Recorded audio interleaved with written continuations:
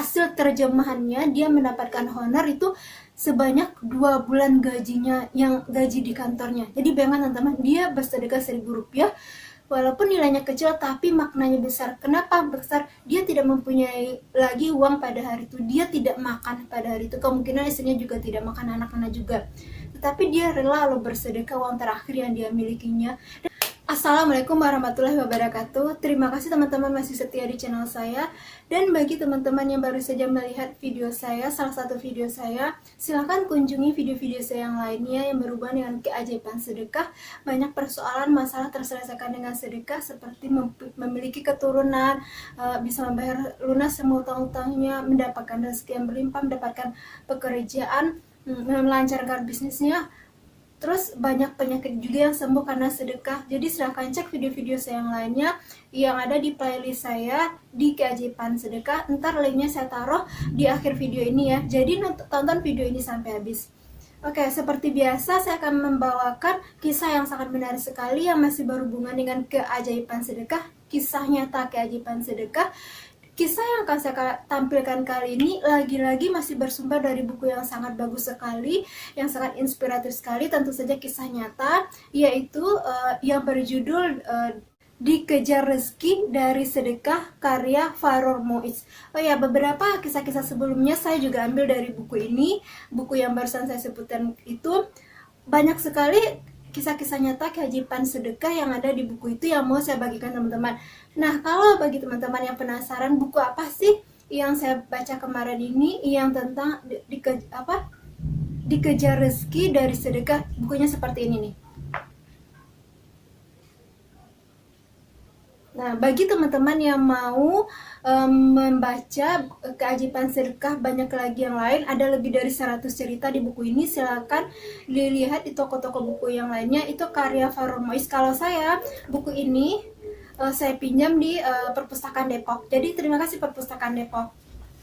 Oke, kalau kisah yang akan saya ceritakan kali ini tentang keajaiban sedekah seperti kata saya sebelumnya, dan kisah ini sangat bagus sekali karena kisah ini dituliskan oleh penulis buku ini sendiri. Jadi kisah ini adalah kisah nyata yang dialami oleh penulis buku ini sendiri. Kisahnya seperti ini nih. Mungkin ada sebagian atau banyak di antara kita pernah mengalami masa-masa sulit. Masa-masa sulit itu seperti apa? Seperti ini, kita hanya mempunyai uang yang sangat sedikit sekali, 1.000, 2.000 perak, walaupun mungkin memiliki orang melihat kita kaya segala macam, punya kendaraan, tapi pada suatu waktu pernah kita memiliki uang yang sangat terbatas sekali. Itulah yang terjadi oleh penulis ini. Jadi saya akan lanjutkan. Penulis ini pada suatu waktu dia memiliki uang yang ada di dalam bajunya, dalam kantongnya, yang dia miliki hari itu sangat terbatas sekali. Bagaimana tidak terbatas? Dia hanya memiliki uang 1.000 rupiah, jadi satu lembar uang ribuan gitu loh. Dengan uang 1.000 rupiah inilah dia nantinya akan belanja buat makan siangnya, belanja untuk nafkah istrinya, untuk anak-anaknya juga, transportasinya. Jadi dengan uang 1.000 rupiah ini, jadi teman-teman bisa bayangkan kan, kira-kira bisa nggak sih uang 1.000 rupiah ini mencukupi kebutuhan dia dan keluarganya?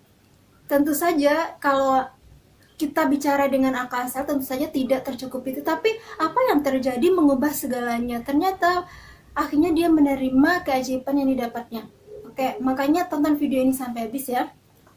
Jadi seperti yang di awal saya ceritakan tadi, penulis ini hanya mempunyai uang 1.000 rupiah yang itu harus dia beli untuk makan siang dia, untuk transport dia pulang, untuk belanja anak istrinya, yang tentu saja itu sangat tidak cukup sekali.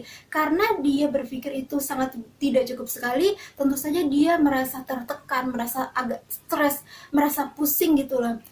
Rencananya dia mau meminjam kepada salah satu temannya, tapi dia sendiri merasa tidak enak hati gitu loh. Dia merasa nanti akan menyusahkan teman-temannya, dan dia juga berpikir nggak mungkin juga teman-teman dia mungkin juga berpikir nih, teman-temannya nggak mungkin juga dia tidak bakalan punya uang sedikit pun. Tetapi pada saat itu dia hanya mempunyai uang 1.000 rupiah. Terus apa yang terjadi teman-teman? Sekitar jam 8 pagi di kantor si penulis ini muncullah seorang pengemis tua yang entah muncul dari mana, tiba-tiba dia muncul di depan kantor si penulis ini.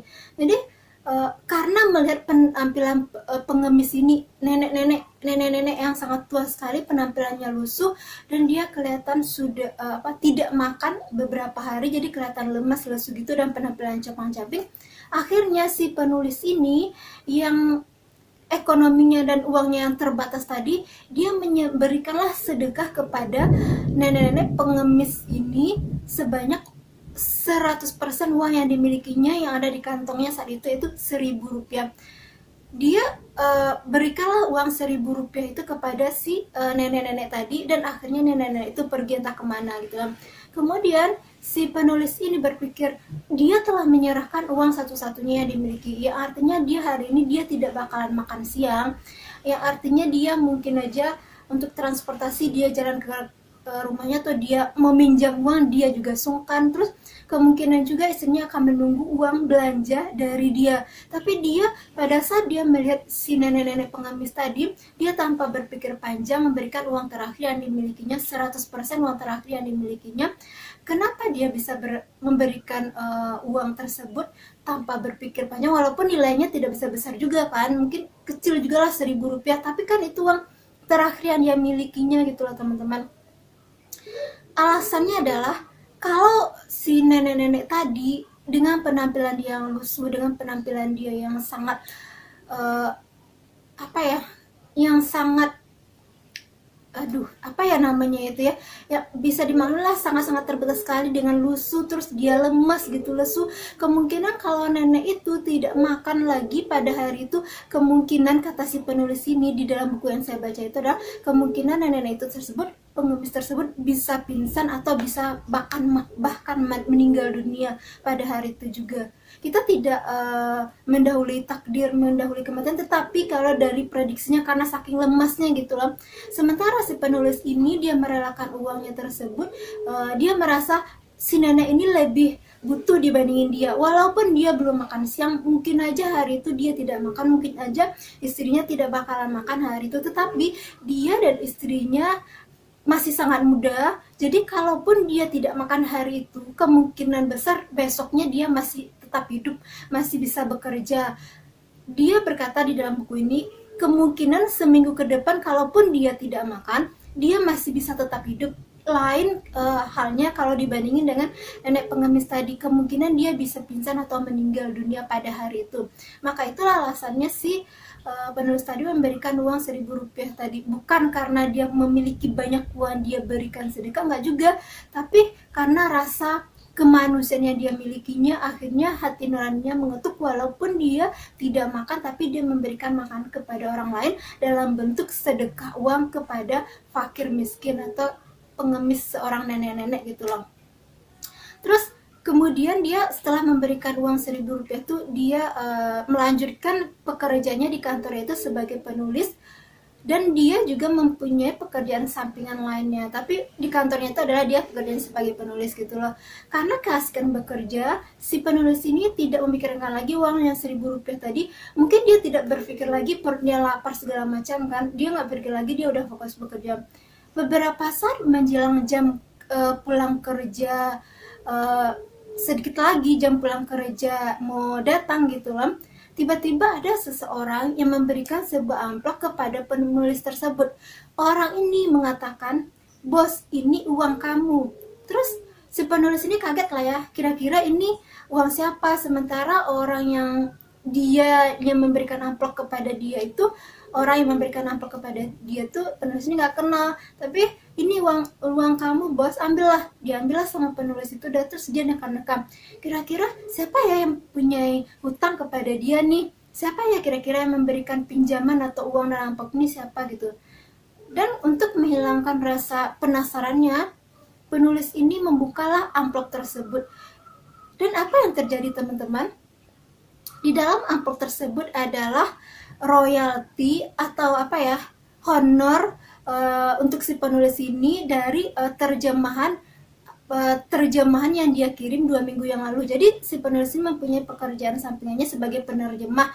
Jadi penerjemah terakhir yang dia selesaikan adalah 2 minggu yang lalu, dan hari itulah dia menerimanya. Dan tahu kan teman-teman berapa banyak jumlah uang yang diterima oleh si penulis itu? Ternyata uang hasil terjemahannya dia mendapatkan honor itu sebanyak 2 bulan gajinya yang gaji di kantornya. Jadi bayangkan teman-teman, dia bersedekah 1.000 rupiah walaupun nilainya kecil tapi maknanya besar. Kenapa besar? Dia tidak mempunyai lagi uang pada hari itu, dia tidak makan pada hari itu, kemungkinan istrinya juga tidak makan, anak-anak juga, tetapi dia rela lo bersedekah uang terakhir yang dia milikinya. Dan balasannya apa gitu. Dan satu lagi nih, dia bersedekah dengan ikhlas, jadi dia tidak berpikir kalau Allah akan membalas sedekahnya, walaupun pasti sedekah itu pasti dibalas oleh Allah, dan itu adalah kapan dibalasnya oleh Allah itu adalah hak prerogatif Allah gitu loh. Dan penulis ini tidak berpikir bahwa sedekahnya itu akan dibalas sama Allah, dan dia ngasih-ngasih aja gitu loh.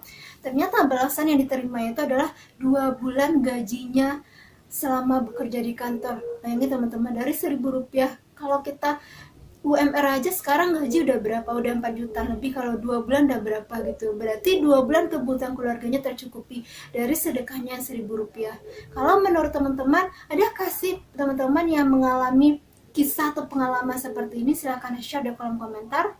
Bagaimana menurut teman-teman cerita ini? Kalau bagi teman-teman yang mempunyai pengalaman kisah tentang keajaiban sedekah dari teman-teman sendiri atau keluarga atau saudara atau teman-teman yang lain gitu loh, tentang keajaiban sedekah, kalau mau berbagi silahkan share di kolom komentar ya. Kalau menurut teman-teman ini bermanfaat, silahkan di like, di share sebanyak-banyaknya. Ketemu dengan video saya berikutnya, dan lihat video-video saya yang lain di playlist saya di akhir video ini di keajaiban sedekah. Assalamualaikum warahmatullahi wabarakatuh.